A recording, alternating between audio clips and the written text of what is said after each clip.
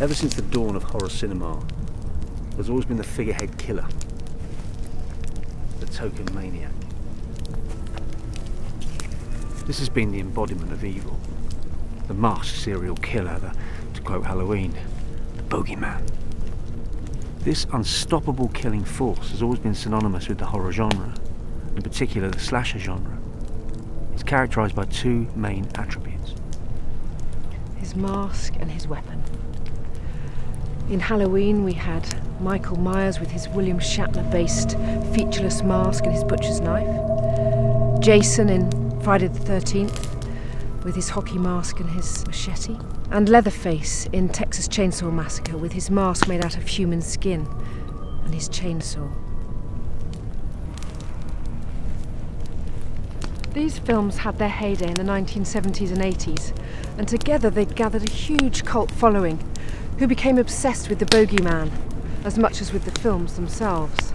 So this was the main catalyst behind The Devil's Harvest, to create a new breed of cult horror icon, as well as making a new spin on the old genre. Recent efforts like Hatchet have tried to conjure up these elements, but they failed to capture the true spirit of these original films.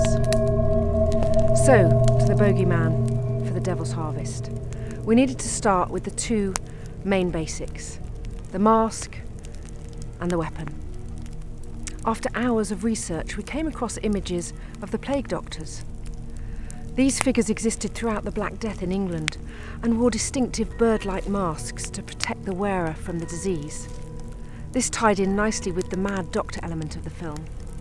Then we had to choose the weapon, a suitably vicious implement that had to be handheld. And we came across the perfect choice. And apart from a brief shot in Hostel Part 2, they've never really been used in horror films before.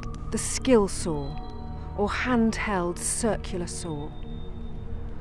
Close enough to the traditional chainsaw, but unique enough to be embodied in this film in its own right. So around this character, the storyline was formed, calling upon all the cliches of the slasher genre, but reworking them into a unique and original narrative. Now we have 4 girls out camping in the woods, and they tell 3 short, scary stories, which in turn form 3 short movies. The story then moves through Hostel-style torture porn territory, and then on into Frankenstein, human centipede-style mad scientist territory. And our creature is born straight out of Hellraiser. Actors and crew are all in place, and the film will be shot using the innovative DSLR technology, whereby you can shoot 35mm cinema quality footage using small handheld cameras.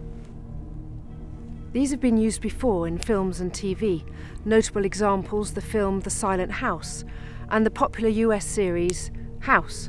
The film will also incorporate found footage style film, as well as some footage shot by the actors themselves using handheld mini DV cameras. This will give the film a more authentic style and more effective scares.